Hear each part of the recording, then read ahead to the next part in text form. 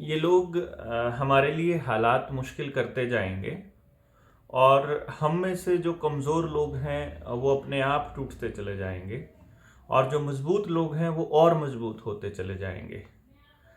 जब पब्लिक के अंदर हम लोग रहेंगे और लोगों से जब हम बात करेंगे तो बहुत सारे सवालात उठेंगे और उन सवालों के जब जवाब हम ढूंढने निकलेंगे तो और भी बहुत सारे सवालों के जवाब हमको खुद ब खुद मिलते चले जाएंगे। इसी उम्मीद में लगे हैं कि एक दिन बुराई हार जाएगी और अच्छे लोगों का मजमा लगेगा और आने वाले वक्त में हम अपने बच्चों के लिए एक बेहतर समाज बना पाएंगे, एक अच्छा समाज बना पाएंगे जो अमीर के बच्चे को भी उतना ही मान दे और गरीब के बच्चे को भी उतना ही मान दे, जो कम पढ़ने वाले बच्चे को भी उतना ही इज्जत दे जितनी वो टॉप में आने वाले बच्चे को दे रहा है। क्योंकि तब शायद लोगों को तब तक ये समझ में आ चुका होगा कि को एग्जिस्टेंस के बिना जीना संभव नहीं है। आपने अकेले अकेले सारी कोशिशें करके देख ली, आपने पैसा कमा कर देख लिया, आपने मल्टीनेशनल कंपनी के अंदर नौकरी करके देख ली, आपने दहेज में बहुत सारा पैसा भी लूट के देख लिया लड़की वालों से, आपने अपनी झूठी मान प्रतिष्ठा के लिए कत्लेआम भी मचा कर देख लिया, आपने भाइयों की ज़मीनों पर कब्जा करके भी देख लिया, आपने अपने अपने हर वो काम करके देख लिया जो लगता था कि शायद गहने पहनने से इज्जत बनेगी, ज़मीनें खरीदने से इज्जत बनेगी या इस तरह से पता नहीं अपनी एक्सेप्टेंस के लिए आदमी क्या क्या नहीं करता है, जो उसे लगता है कि समाज मुझे इस रूप में एक्सेप्ट करेगा। तब तक आप वो सब कुछ ट्राई कर चुके होंगे और आखिर में आपको सिर्फ एक ही चीज़ समझ में आएगी कि प्यार, प्रेम, को एग्जिस्टेंस और सबके भले के बिना आपका भला संभव नहीं है। तो आपको चैन नहीं पड़ने वाला अगर दुनिया में कोई दूसरा आदमी आपकी वजह से परेशान है तो। चाहे आप जितने मर्जी सत्संग घूम लीजिए, चाहे आप जितने मर्जी दान कर लीजिए, चाहे आप जितने मर्जी भजन कर लीजिए, चाहे आप जिस मर्जी धर्म को अपना लीजिए, चाहे आप जिस मर्जी पंथ के साथ लगिए, कोई आपका गुरु हो आपको कोई माफ़ नहीं करने वाला। क्योंकि आप जब तक अपने आप को माफ़ नहीं करेंगे, आप जब तक समाज के लिए काम नहीं करेंगे, तब तक आपका जीना व्यर्थ है। ये बात तब तक आपको समझ में आ चुकी होगी। इन्होंने अपना एजेंडा चलाया हुआ है 2030 तक इतने प्रतिशत पॉपुलेशन रहेगी, इतने प्रतिशत लोग रहेंगे, इस हालात में इतनी गाड़ियां होंगी, इतनी एनर्जी की कंजप्शन होगी, इतनी ज़मीनें होंगी, उन ज़मीनों पर इनके कब्ज़े होंगे, ये एक सरकार होगी, एक दुनिया होगी, उसका एक हेल्थ सिस्टम होगा, उसमें एक राजा होगा, बाकी के सारे दीवान होंगे या क्या होगा। आर्टिफिशियल इंटेलिजेंस उनकी निगरानी करेगी, हर आदमी की हर गतिविधि के ऊपर आर्टिफिशियल इंटेलिजेंस के जरिए, हाई रेजोल्यूशन सीसीटीवी कैमरास के जरिए, शरीर में गए हुए प्रोडक्ट्स के ज़रिए, उनकी आरएफआईडी के ज़रिए, उनके मोबाइल के ज़रिए, उनके घरों के ऊपर सर्वेलेंस के ज़रिए, और मतलब हर आदमी की मूवमेंट के ऊपर सर्वेलेंस रखी जाएगी। आप इन्होंने ये वो प्लान बनाए हुए हैं जिनको हम लोग न्यू वर्ल्ड ऑर्डर के गुंडे कहते हैं। लेकिन कुदरत के अपने प्लान होते हैं और कुदरत के उन योजनाओं के सामने ये पहले भी फेल होते आ रहे हैं और ये आगे भी फेल होंगे, ऐसा हमारा मानना है।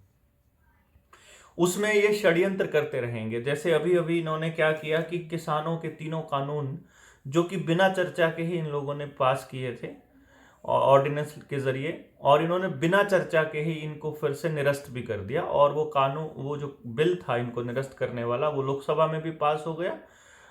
कुल मिलाकर के 3 मिनट लोकसभा में लगे और 3 मिनट राज्यसभा में लगे और वो कानून पास हो गया बिना चर्चा के। ना इन्होंने उस कानून को बनाने से पहले चर्चा की किसी से, ना उनको निरस्त करने से पहले। और उस बेशरम आदमी ने किसानों से माफ़ी भी मांग ली और ये कहा कि हम कुछ किसानों को समझा नहीं पाए। और ये चीज़ें आम आदमी भी समझ रहा है, कोई दिक्कत नहीं है। साथ ही सरकार ने ये कहा कि हमारे पास किसान आंदोलन में कितने लोग मरे इसका कोई आंकड़ा नहीं है, इसीलिए हम आपको मुआवजा नहीं दे सकते। साथ ही उन्होंने 5 लोगों की कमेटी मांगी है कि आप 5 आदमी दे दो हमें जो एमएसपी पर गारंटी का कानून बनवाने में मदद करेंगे, हम वो भी बना देंगे। जितनी जल्दबाजी सरकार ने की हुई है किसानों को यहां से उठाने की, वहां से आपको अगले किसी बड़े षड्यंत्र की बू नहीं आ रही? मुझे तो आ रही है। आपको पता नहीं कब समझ में आएगा, लेकिन मुझे ये दिख रहा था। जिस दिन इन्होंने कानून वापसी की घोषणा करी, गुरुपूर्व के दिन, उस दिन हम लोग 19 तारीख थी, और 19 तारीख को घोषणा जब करी तो मैंने उसी दिन कहा था कि ये यहां से किसान आंदोलन खत्म करा के किसानों को घर भेज के जबरदस्ती, जिन्होंने नहीं ली है उनको जबरदस्ती पहली डोज देने की, और जिन्होंने पहली ले रखी है जबरदस्ती दूसरी डोज देने का षड्यंत्र है। इसको समझिए, क्योंकि फिर आप अकेले पड़ जाओगे। लेकिन इनको ये नहीं पता कि गांव के गांव इकट्ठे होके तुम्हें लठ ठोकेंगे अगर तुम गांव में घुस गया तुम्हारा कोई एक भी आदमी अगर सुई लेके। फिर भी इन्होंने ये अपनी कोशिशें जारी करे हुए हैं। अब चूंकि अंतरराष्ट्रीय स्तर पर आदेश था कि आपको इतनी तारीख को लॉकडाउन लगाना ही लगाना है, और ये पूरी दुनिया भर में हो रहा है, सिर्फ हमारे यहाँ नहीं हो रहा, ऑस्ट्रिया में, ऑस्ट्रेलिया में, अमेरिका में, कनाडा में, सब जगह यही हो रहा है। और आज की तारीख तय थी कि तारीख इनकी 22 तारीख तय थी बकायदा, कि 22 तारीख से हम पूरी दुनिया के अंदर दोबारा से लॉकडाउन लगाएंगे। लेकिन वो क्योंकि 19 को लिया वापसी, तो इन्होंने सोचा घर चले जाएंगे 2-3 दिन में, तो 22 को लॉकडाउन ठोक देंगे और उसके बाद मैंडेट को स्ट्रांग कर देंगे। और आप देखिए इस दौरान क्या हुआ कि जिन राज्यों में चुनाव नहीं है उन राज्यों में कलेक्टर के माध्यम से, एसडीएम के माध्यम से, और मतलब कोर्ट के माध्यम से, पता नहीं जिस भी माध्यम से इनको लग रहा है, ये लोग उस मैंडेट को और स्ट्रांग करते जा रहे हैं और लोगों पर अपना कंट्रोल बढ़ाते जा रहे हैं। तो लोग अपने आप को और ज्यादा सप्रेस फील कर रहे हैं। ना तो आज अमीर आदमी आजादी की सांस ले पा रहा है, ना गरीब ले पा रहा है, ना ही पढ़ा लिखा और ना ही अनपढ़, बल्कि अनपढ़ आज भी फिर भी बचे हुए हैं। जो टीवी नहीं देखते हैं वो अभी भी थोड़ा आज़ाद महसूस कर रहे हैं, बट जो टेलीविज़न के आगे बैठे हैं वो तो कंप्लीटली गुलाम महसूस करते हैं अपने आप को, और उनको तो यह लगता है कि गली के अगले मुहाने पर जाएंगे और कोई मेरे जैसा वायरस खड़ा होगा और वो उसे जपेट में ले लेगा और मार देगा। अभी 4 बजे की एक मैं आपको अपडेट देता हूं। हरियाणा के डिप्टी सीएम ने अपनी एक रोहतक की फोटो अपने फेसबुक पर डाली है और जिला स्तरीय कार्यक्रम बताया है। हालांकि पूरे हरियाणा से लोग बुलाए, उन्होंने दिहाड़ी पर भी देकर के बुलाए लोग कि और कार्यक्रम था, और उसको अपना कार्यक्रम बता करके उसने फोटो खिंचवा लिए। लेकिन मेरा जो मकसद था ये बात बताने का वो ये था कि उससे कुछ पहले, यानी शायद कल, हरियाणा के हेल्थ मिनिस्टर, जिसको हम मेंटल मंत्री बोलते हैं, अनिल विज ने एक फरमान जारी किया और डीसी को यह आदेश दिया, सारे डीसीज को, एसपीज को, नगर पालिकाओं को, कि मास्क लगाने का मैंडेट और ज्यादा कड़ा करो हरियाणा के अंदर। पंजाब में नहीं हो रहा है क्योंकि वहां चुनाव है, उत्तराखंड में नहीं हो रहा है क्योंकि वहां चुनाव है, गोवा में, त्रिपुरा में जहां चुनाव है वहां पर ऐसा कोई मैंडेट स्ट्रांगली नहीं चल रहा है। और वन नेशन वन इलेक्शन का खेल भी ये इसीलिए रचना चाहते थे कि क्योंकि अब तो क्या होता है कि हर 6 महीने में कहीं ना कहीं चुनाव हो जाते हैं, तो उस चक्कर में सरकार को अपने जो तानाशाही रवैया है वो फिर से कमजोर करना पड़ता है। पंचायतों के चुनाव इन्होंने डिले किए हुए हैं, जिला पार्षद के डिले किए हुए हैं, और ब्लॉक समिति के डिले किए हुए हैं। इन्हीं चुनावों को फिर एमएलए वाले के साथ कर देंगे, इन्हीं को फिर पार्लियामेंट के साथ कर देंगे। तो इनका प्लान ये है कि किसी भी तरह से हम 1-2 प्लान के बाद चुनाव जो है वो एक ही दिन हो जाए पूरे देश के अंदर। तो ऐसे हर 6-7 महीने बाद फिर चुनावों में फिर कोई खरीदना पड़ता है, फिर कोई मनाना पड़ता है, फिर उसको प्रॉमिसेस करने पड़ते हैं, तो ये चलता रहता है। इसलिए अब क्योंकि पंजाब में चुनाव नहीं है तो वहां ऐसा कोई मैंडेट नहीं दिया है वहां के मुख्यमंत्री ने, क्योंकि पता है कि तुम्हारे को अब लग जाएंगे लठ, तुम गांव में घुस नहीं पाओगे अगर तुमने इस तरह का कोई ड्रामा किया तो। और हरियाणा में क्योंकि चुनाव 2024 में है, तो हरियाणा में मतलब यूपी में नहीं है। आपको मैं बताऊं, ये वाला मैंडेट कि आप मास्क लगाना कंपलसरी अगर आपको चलान होंगे, ये यूपी में नहीं है, ये उत्तराखंड में भी नहीं है, क्योंकि वहां चुनाव हैं अब अगले साल, मतलब अगले फरवरी में हो जाएंगे। तो जहां पर चुनाव हो चुके हैं, जहां अभी नजदीक में चुनाव नहीं है, वहां इनके ये फरमान, तुगलकी फरमान लगातार जारी हैं। और उधर से मेंटल मंत्री ने अपना मतलब फरमान जारी किया कि आपको लगाना पड़ेगा मास्क, और इधर अगले ही दिन जो है डिप्टी सीएम ने ये बड़ी सभा कर दी और इसके अंदर कोई मास्क वगैरह नहीं लगाया हुआ था। मैं ये इसलिए नहीं बता रहा हूं कि उनके ऊपर चालान करो, मैं सिर्फ इसलिए बता रहा हूं कि ये मास्क वाला ड्रामा इनका चलना था। हालांकि कुछ लोगों के फोन आए हैं और मैसेजेस आए हैं कि आप ये मास्क वाले पे हम क्या करें, तो मैंने कहा एक बार सरकार से इतना ही पूछ लो ना कि पूरी दुनिया में कोई एक सिंगल रिसर्च है जो ये साबित कर दे कि मास्क लगाने से कोई भी फायदा होता है हेल्थ के पॉइंट ऑफ व्यू से। मतलब ठीक है, बहुत धुएं वाली जगह है, आपको अपना थूक गिरने से बचाना है, आपको धूल मिट्टी में हो, आप कहीं बजरी कंकर कलेसर चल रहा है वहां पर अगर आपको लगाना है वो एक अलग बात है आपको। लेकिन जमींदार तो वहां भी नहीं लगाता, किसान तो वहां भी नहीं लगाता है, तो कितनी धूल में काम कर रहा हो।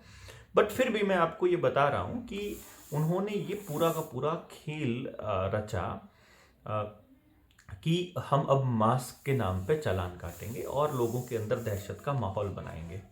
इनको ये नहीं पता है कि लोग आपसे बहुत गुस्सा हो रहे हैं अंदर ही अंदर। जिस दिन उनका गुस्सा फूटेगा उस दिन तुम्हारी दाढ़ी पकड़ के धरती में पटकेंगे तुम लोगों को, और तुम्हें समझ में भी नहीं आएगा कि वही सलमान खान वाली है, इतने छेद करेंगे ना तुम्हारे भीतर, तुम्हें कुछ समझने नहीं आएगा। लेकिन ये मुद्दा नहीं था, हालांकि इस बात पर हमारा काफ़ी समय गुजर गया। एक तो आप इसको रोक करके कमेंट, इस वीडियो को रोक के आप एक कमेंट कर सकते हैं यहाँ पर कि क्या हम इन मुद्दों पर लगातार चर्चा करते रहें या अभी हमें किसी नई चीज़ की तरफ बढ़ना चाहिए।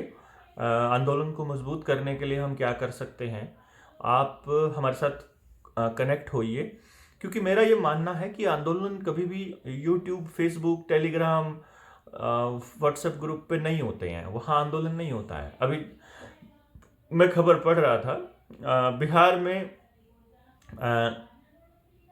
वो एग्ज़ाम्स हों, परीक्षाएं हों, और जो नौकरियों के लिए परीक्षाएं होती है उनका आयोजन होना चाहिए, और रेगुलरली वो परीक्षाएं में धांधली हो रही है। इसके ऊपर बोलते हैं कि 30,000 ट्वीट्स हो गए, उस पर भी सरकार का कोई मतलब ध्यान नहीं है। तो मैं वहाँ पे भी मैंने उसको मतलब ट्वीट में रिप्लाई किया कि भाई आंदोलन जो है वो ट्विटर पे नहीं होते हैं, आंदोलन सड़क पे होते हैं।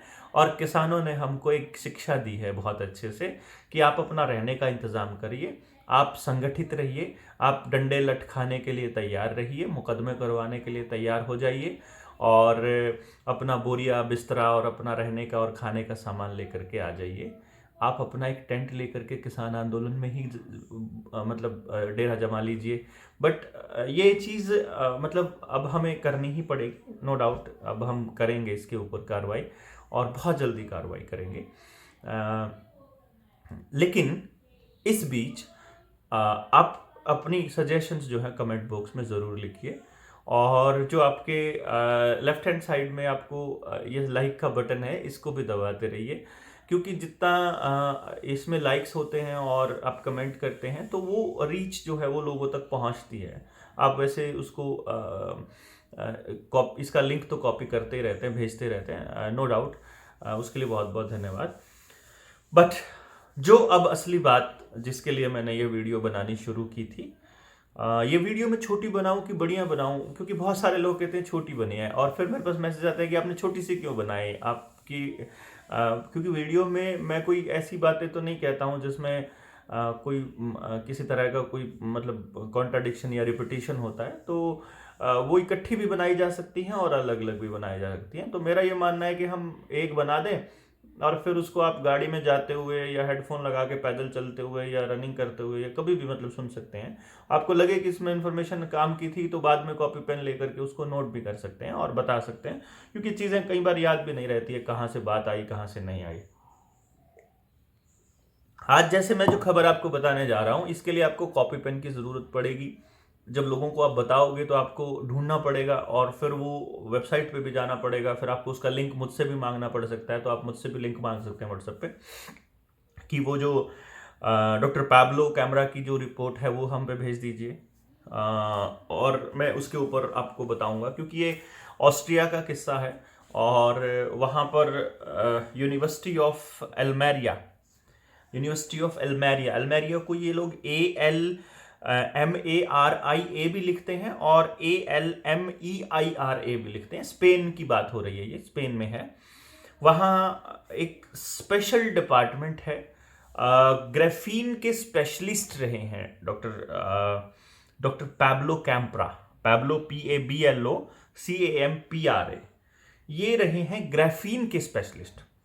और इन्होंने अपनी पीएचडी के अंदर एक जो इनकी रिसर्च थी वो ये थी कि ग्राफीन ऑक्साइड को ग्राफीन हाइड्रोक्साइड में कन्वर्ट किया था इन्होंने, और उस ग्राफीन ऑक्साइड के स्पेशलिस्ट हैं। तो इसीलिए जब इन्होंने उस डेथ जैब की, मैं इसे डेथ जैब बोल रहा हूं, मौत की सुई, मौत का टीका, तो जब इसकी इन्होंने माइक्रो रेमन स्पेक्ट्रोस्कोपी की, माइक्रो रेमन स्पेक्ट्रोस्कोपी ये एक्चुअली फ्रीक्वेंसी बेस्ड टेस्टिंग होती है कि उस ऑब्जेक्ट का पता लगाने के लिए, फ्रीक्वेंसी को चेक करने के लिए। तो जब उन्होंने पता की तो रिसेंटली उनको पता लगा कि एक्चुअली जो ये आपको लगाया जा रहा है इसके अंदर ग्राफीन ऑक्साइड नहीं है। मेरी जो सबसे पहले वाली वीडियो वायरल हुई थी उसमें मैंने बोला था कि इसमें ग्राफीन ऑक्साइड है, क्योंकि तब तक ग्राफीन ऑक्साइड दिख रहा था लोगों को। ग्राफीन एक्चुअली क्या है, एक कार्बन का ही स्ट्रक्चर है। ग्राफीन कार्बन का ही मॉलिक्यूल होता है एक तरह से, ये समझो आप। और एक एटम जितना पतला एक वो होता है, और उसका ऐसे हेक्सागोनल स्ट्रक्चर होता है इस टाइप का, मतलब ये प्लेट्स होती हैं। ये बीच में जो ये मैंने यहाँ पे ये जो ये इलेक्ट्रॉन्स बनाए हैं, इलेक्ट्रॉन्स फ्री होते हैं मूव करने के लिए। और जो ये कॉर्नर्स हैं ये कार्बन है इसमें, तो 6 कार्बन का एक वो बनता है, और इस तरह से एक पूरा का पूरा जैसे लेयर बनती है। तो ये पेपर आप मान के चल सकते हैं कि ये एक ऐसा, ये ग्रेफिन इतना ही पतला, मतलब कितना पतला मैं उसका अभी जिक्र करूंगा कितना पतला। और यहाँ पर हाइड्रोक्साइड है, OH ग्रुप यहाँ होता है। जो केमिस्ट्री जिसने शुरुआत भी करी हुई है, 10th क्लास तक भी पढ़ी है केमिस्ट्री ध्यान से, उसको समझ में आ जाएगी ये बात। तो ये स्ट्रक्चर एक्चुअली ग्राफीन हाइड्रोक्साइड का है। पहले ग्राफीन ऑक्साइड समझ रहे थे, तो ग्राफीन ऑक्साइड में बेसिकली यहाँ डबल बॉन्ड ऑक्सीजन होता है इस तरह से। तो ये डबल बॉन्ड ऑक्सीजन ना हो करके यहाँ हाइड्रोक्साइड ग्रुप हैं इसके, जो भी फ्री पॉइंट्स हैं, और बीच में जो इलेक्ट्रॉन्स हैं दे आर फ्री टू, ये फ्री हैं। तो इसका मतलब इलेक्ट्रिसिटी का भी बहुत अच्छा कंडक्टर है ये, और टॉप मोस्ट कंडक्टर है। प्लस साथ ही साथ इसके बारे में और चीज़ें भी क्लैरिटी के साथ डॉक्टर साहब ने बोला। 19 तारीख को इन्होंने अपनी एक लाइव स्ट्रीम चल रहा था वीडियो में, 19 तारीख को पुलिस इनको उठा करके ले गई थी, और 29 तारीख को यानी परसों, मुझे लगता है 2-3 दिन पहले, उनकी डेथ हो गई है। और उनकी डेथ नहीं, उनकी हत्या हो गई है, और वो डॉक्टर साहब अब इस दुनिया में नहीं हैं। और डॉक्टर पैब्लो कैम्प्रा को जब मार दिया गया तो वो रिपोर्ट पब्लिश हुई, और जिन जिन लोगों ने उनकी वीडियोस थी उनके पास, उन्होंने उसको डाल दिया था, और वो मेरे पास भी है उसका लिंक। तो डाउनलोडेड नहीं है वीडियो मेरे पास, क्योंकि जो वो प्लेटफॉर्म होते हैं वहाँ से नहीं होती है। मैं भी अपनी एक वेबसाइट, मेरा एक मित्र है, बहुत दिनों से ट्राई कर रहा हूँ मैं कि मैं समय निकाल के अपनी वेबसाइट के लिए पता करूँ, लेकिन बहुत जल्दी हम इसके ऊपर करेंगे। क्या क्या करें अकेले कोई करना पड़ता है ना, इसलिए दैट इज़ वाई। तो मैं ये बता रहा था कि एक्चुअली ग्राफीन ऑक्साइड नहीं है, ग्राफीन हाइड्रोक्साइड है। और ग्राफीन हाइड्रोक्साइड के जो उसकी खासियत है वो मैं आपको बता रहा हूं। एक तो ये एक्सट्रीमली स्टेबल कंपाउंड है। एक्सट्रीमली स्टेबल का मतलब ये है इतना स्टेबल कि ये टूटता नहीं है। One of the hardest material, one of the hardest क्या, अभी तक का सबसे ज्यादा हार्ड मटेरियल माना गया इसको, जैसे हीरे को मानते होते थे। तो ये भी क्योंकि उसी का एलोट्रॉप का बना हुआ है। हीरा भी कार्बन होता है, ग्रेफाइट भी कार्बन होता है, और वहीं से ग्राफीन ऑक्साइड का कॉन्सेप्ट है, वहीं से ग्राफीन हाइड्रोक्साइड का कॉन्सेप्ट है। और नॉन बायोडिग्रेडेबल है, मतलब इतना स्टेबल और नॉन बायोडिग्रेडेबल है। तो उन्होंने ये भी कहा है it is basically stage in your system forever. मतलब जिन लोगों को ये लगता है कि वो लोग मतलब जिन्होंने पहली दूसरी डोज ले ली है, जिनको ये लगता है कि वो इसको डिटॉक्सिफाई कर सकते हैं, और उनके उस बैच में ये आया हुआ है। ऐसा जरूरी नहीं है कि हर कंपनी की हर मतलब उसके अंदर ग्राफीन हाइड्रोक्साइड आया हो, तो इसलिए जरूरी नहीं आपके बैच में आया हो। लेकिन अगर ये आ चुका है आपकी बॉडी के अंदर, अगर आपकी नसों में अगर ये आ चुका है, तो ये आपके शरीर से निकलने वाला नहीं है। और क्योंकि आप बचे हुए हो अभी, तो उसका खेल अभी आगे समझ में आएगा। जब अगली बातें समझ में आएंगी तो फिर आप उनको जोड़ लीजिएगा। तो जो वो कह रहे थे वो, तो this is the sharpest imaginable object because they are only one there is only one atom layer thick and the huge molecule. मतलब इसी तरह से जो मैं आपको बता रहा था कि ये लेयर तो इतनी पतली है, आप इसको ऐसे समझ लीजिए कि ये अखबार, ये पेपर है जो, ये इतना पतला है कि ये इतना पतला है कि पतला इतना और लंबा मटेरियल है। यानी कि आगे आने वाले जो आगे मैं जब उनको सुन रहा था कि ये ह्यूज मटेरियल है और इट इज एक्सट्रीमली शार्प। और क्योंकि इसका जो साइज है, मैंने इसका साइज लिखा था, इसका साइज कहां गया, 5 नैनोमीटर और 0.1 नैनोमीटर का कुछ, हाँ ये रहा। नैनोमीटर की जो लेयर थी, जो एक्टिव कार्बन थे, जो 6 रिंग्स जो मैं बताई थी, ये इट इज 50 नैनोमीटर लॉन्ग। यानी कि अगर ये एक मॉलिक्यूल 50 नैनोमीटर लंबा हो, नैनोमीटर मतलब होता है 1 मीटर का इतनेवा हिस्सा, जिसमें मीटर डिवाइडेड बाय 1 के बाद 9 जीरो, यानी इतना छोटा। ये समझो मीटर से छोटा होगा, अगर 100 कम कर देंगे तो सेंटीमीटर हो गया, यानी 100वां हिस्सा। और सेंटीमीटर से फिर 100 कम कर देंगे तो आपका मिलीमीटर हो गया, यानी 4 जीरो तो यहां कट गई मिलीमीटर तक, तो 5 जीरो और रह गई, यानी 1 मिलीमीटर के 10,000वें हिस्से जितना पतला। मिलीमीटर तो आप समझते हैं, जो आपके स्केल के ऊपर जो छोटी छोटी पॉइंट्स होते हैं, वो 1 मिलीमीटर होता है, 1 पॉइंट से 1 पॉइंट, यानी कि हल्का सा छोटा सा। तो उसका 10,000वां हिस्सा अगर उतना लंबा हो, तो then there are 500 rings in a row. एक रो में 500 रिंग्स होंगी, और every corner is a carbon, ये मैं बता चुका हूं। पीस इज 50 मीटर लॉन्ग, अगर 50 मिलीमीटर लॉन्ग, 50 मिलीमीटर लंबा हो, लेकिन पतला कितना होता है, 0.1 nanometre thick. 50 nanometre, sorry mm नहीं, मिलीमीटर, सॉरी गलत बोल गया मैं। 50 नैनोमीटर अगर लंबा, और मैं इसको करेक्ट कर देता हूं, ठीक कर दूं। अगर 50 नैनोमीटर लंबा और 0.1 नैनोमीटर पतला अगर हो, ये पतला मतलब आप समझिए नैनोमीटर कितना, मैंने आपको बता दिया, उससे इतना पतला, तो this is called nano razor. इसको उन्होंने नैनो ब्लेड बोला है एक्चुअली। तो that is why he called it razor basically. तो it is extremely sharp like nano razors, that cut the epithelial linings of the recipient's veins.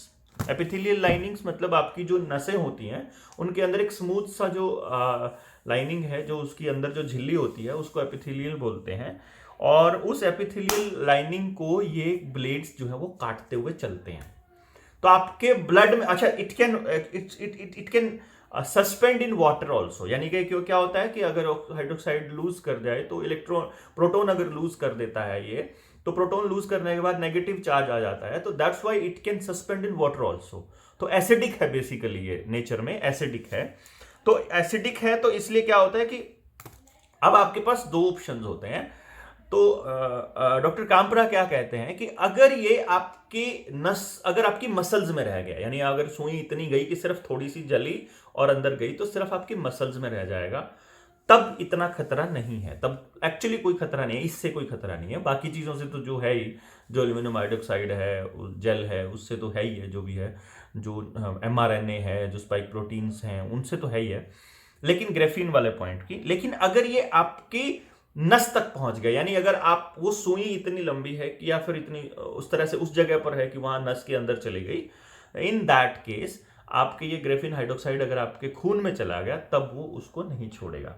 तो उस खून में जाने के बाद क्या होगा, जितनी स्पीड से खून बहेगा शरीर के अंदर, उतनी स्पीड से ये चलेगा और उस एपिथेलियल लाइनिंग को काटेगा। मतलब इसको ऐसे समझ लो कि पाइप के अंदर जो पानी है, उसमें ब्लेड डाल दिए बहुत सारे, आराम आराम से अगर पानी जा रहा है तो वो ब्लेड आराम आराम से तैर रहे हैं।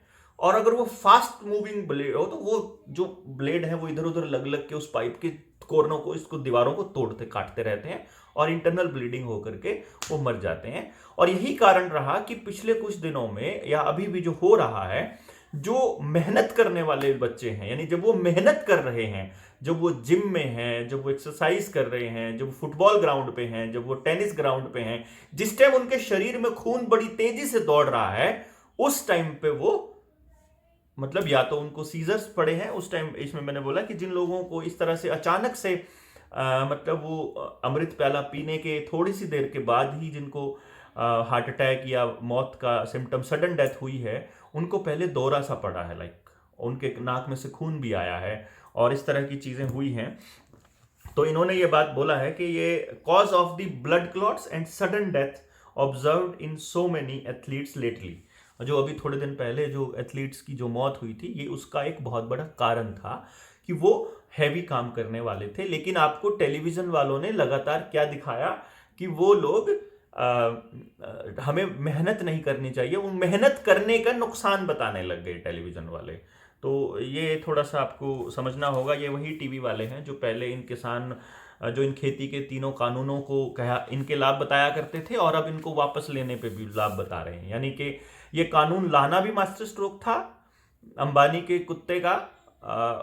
मैं जानबूझकर बोलता हूं, मैं चाहता हूं कि हम उस आदमी को क्रिटिसाइज करें कि जो तुम गलत कर रहे हो, कि उनको लाना भी मास्टर स्ट्रोक और उनको वापस लेना भी मास्टर स्ट्रोक। ऐसा इतने बेवकूफ़ हैं क्या हम लोग कि नहीं समझ रहे हैं?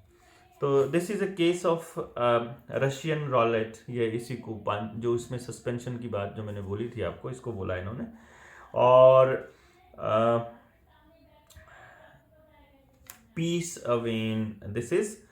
और अगर आप, क्योंकि इन्होंने एक और चीज बात बोली है, अगर आप इसकी टॉक्सिकोलॉजी करेंगे मरे हुए बंदे की, अगर आप इसका पोस्टमार्टम करेंगे या कुछ भी करेंगे तो उस पर नहीं आएगा ये, क्योंकि इसके लिए भी इन्होंने एक वर्ड इस्तेमाल किया था, क्योंकि साइंटिफिक टर्म्स हैं और वो मैं नहीं मुझे पता, लेकिन मैं उसमें लिख भी दूंगा, अपने उस मैसेज में लिख दूंगा कि जिस तरह से इनको चेक किया जाता है, जो टेस्टिंग की जाती है, उस टेस्टिंग में ये नहीं आएगा। रीज़न क्या है कि टॉक्सिकोलॉजी में ग्रेफीन हाइड्रोक्साइड नहीं आता है। जो मेथड जो यूज़ किया जाता है टॉक्सिकोलॉजी का, उसमें ये बिल्कुल भी नहीं आएगा। तो आपको मौत के कारणों का पता नहीं चलेगा, तो कोई भी आपको ये नहीं बता पाएगा कि ये आपको पहली डोज दूसरी डोज लेने से हुआ है। तो ऑस्ट्रिया के अंदर सबसे पहला देश था जिसके अंदर मैंडेट चालू किया था, मेडिकल मैंडेट, कि आपको कंपलसरी लेनी ही पड़ेगी, और जिसके अंदर मिस्टर शेलनबर्ग जो इसके मतलब उनके राष्ट्रपति हैं कि प्रधानमंत्री हैं, उनको बोला इन्होंने कि इनको लेटेस्ट। तो ये जो पॉइंट था वो मैंने शायद रख दिया है। It can be it biodegradable nano structure best, it can best be described as the razor blades. हाँ, वो सब मैं आपको बोल चुका हूँ। तो हाँ, ये बिंदु थे जो मैं आपके सामने रखना चाह रहा था कि क्या नुकसान है लेने का। और उसके कुछ ही मिनटों के बाद जब देखिए क्या होता था कि अभी से पहले मुझसे कोई पूछता था कि सर मुझे क्या दूसरी डोज लेनी चाहिए, तो मैं उसे ये कह रहा था कि तुम अगर बचे हुए हो तो बहुत अच्छी बात है, शायद तुम्हारे वाले बैच में वो मटेरियल नहीं आया होगा, फिर तीसरे में आ जाएगा, फिर दूसरे में आ जाएगा, तो तुम अभी बचे हुए हो तो कुदरत का करिश्मा है कि तुम्हारा बैच ऐसे सामान का था। तो आप अगर कोई मुझसे पूछता है कि क्या हमें अगली डोज लेनी चाहिए, तो बिल्कुल खड़ा होकर के नो कहना पड़ेगा। हालांकि मैं इतना समझता हूं कि जिन्होंने ये ले ली है वो अंदर से बिल्कुल टूटे हुए महसूस करते हैं, लेकिन फिर भी आपको ये फाइट तो करनी पड़ेगी, अपने लिए ना सही, अपनी अगली पीढ़ी के लिए सही, लेकिन ये फाइट तो आपको करनी पड़ेगी। और आज नहीं तो कल नहीं तो परसों आपको आंदोलन के अंदर आना ही पड़ेगा। और मुझे भी लगता है कि अब बहुत ज़्यादा दिन मतलब हम लोग लुका छिपी का खेल नहीं खेल सकते। हम व्हाट्सएप ट्विटर पे ये आंदोलन नहीं जीत पाएंगे और हमें आमने सामने आकर के सरकारों से सवाल पूछने ही पड़ेंगे। आपको अपने अपने इलाके में, अपने अपने शहरों में मेहनत करनी पड़ेगी। आप ये सोचो कि कोई भी आदमी आपको काम करके नहीं देगा, तो मैं समझता हूँ कि आप जब घूमेंगे फिरेंगे तो आपको पता चलेगा कि कितने सारे चीज़ें थी जो आपके अंदर काबिलियत थी, वो तब आएंगी जब आप बाहर जाएंगे, आपको सपोर्ट ना मिले। मतलब जैसे अगर कोई मान लो आपका बच्चा है, आपका बच्चा अगर चलते चलते गिर जाता है, आप उसे बार बार उठाएंगे भाग करके, तो वो फिर हर बार गिरते ही आपकी तरफ देखेगा कि आप उठाएंगे। लेकिन अगर आपने उसे 2-4 बार गिरने के बाद नहीं उठाया है तो उसे पता चल जाएगा कि मुझे खुद ही उठना है, और उसके बाद वो गिरेगा भी नहीं, ध्यान भी रखेगा, और उसके बाद वो खुद भी इतना खुद मजबूत महसूस करेगा खुद को कि मैं अपने आप उठ जाऊंगा कोई भी दिक्कत होगी तो। इसलिए मेरी गुजारिश है आपसे कि आप कोर्ट के, कचहरियों के, आरटीआई दफ्तरों के चक्कर काटने शुरू कीजिए। आप अपने लेवल पर इन्वेस्टिगेशन कीजिए, अपने लेवल पर रिसर्च कीजिए, लोगों को कनेक्ट करिए। क्योंकि जिस वक्त अभी तो रैलियों में जाने के लिए लोग दिहाड़ियां दे देते थे, लेकिन अब आपको आंदोलन के लिए कोई पैसे नहीं देगा, कोई फंडिंग नहीं देगा। तो आपने बहुत पैसे कमा रखे हैं, लेकिन ये पैसे किसी काम नहीं आने वाले हैं। अगर आपकी हेल्थ ठीक नहीं है, अगर आपके परिवार में प्यार नहीं है, अगर आज़ादी नहीं है, तो क्या करेंगे हम उन पैसों का? कि ये नॉर्मल नहीं होने वाला है। अगर आप नहीं बोले तो 2030 तक ये नॉर्मल नहीं होने वाला है। आपको इस नॉर्मल लाइफ के लिए फिर से फाइट करनी पड़ेगी अगली जनरेशन्स के लिए। और जितनी जल्दी हम लोग इकट्ठे होते हैं, जितनी जल्दी हम लोग अपना स्वार्थ छोड़ करके इस मुहिम में लग जाते हैं, उतना आसान होगा हमारे लिए लड़ाई लड़ना। तो जो मैं एक एग्जांपल और दे रहा था इसके बीच में ना, कि पहले हमारे गाँव में ना, हरियाणा के गाँव में, बाकी जगह पे भी ऐसा ही था, बिजली के बिल थे वो 200-400 रुपये आते थे और 6 महीने में एक बार आते थे। और इन्होंने लालच दिया ये कह करके कि आपकी बिजली 24 घंटे मिला करेगी और आपको मीटर जो है वो बाहर लगवाने पड़ेंगे। कुछ गांव थे इकट्ठे होकर के जिन्होंने उनको जूते मार के बाहर भगा दिया बिजली विभाग वालों को, और उन गांवों के मीटर अंदर ही लगे हुए हैं। और कुछ गांव, बहुत सारे गांव में इन्होंने बाहर लगवा दिए मीटर।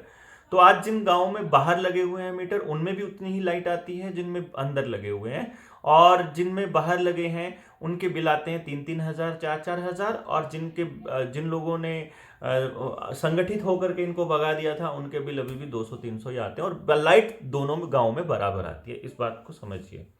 जो नए मीटर हैं इनमें भी गड़बड़ है, ये कंपनियों के साथ सेटिंग है, इनका हिस्सा जाता है नेता लोगों को। मतलब ये इतने लालची लोग हैं कि थोड़े से पैसे कंपनियां दे देती हैं तो ये अपने लोगों की ही जान के दुश्मन बन जाते हैं।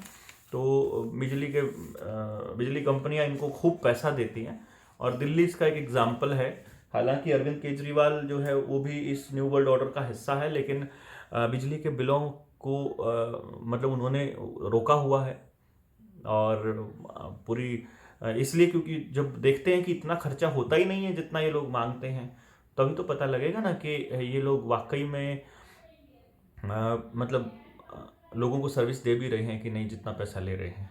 तो आगे जो बिल पास होने वाले हैं वो भी हमारी गुलामी तय करने वाले हैं। तो इसलिए ये किसानों को जल्दी से घर भेजना चाहते हैं ताकि ये चुपचाप बाकी के बिल पास कर दें इस शीतकालीन सत्र में। तो मैं समझता हूँ कि आप जागते रहिए, ये खोजबीन करिए कि कौन से कानून आने वाले हैं।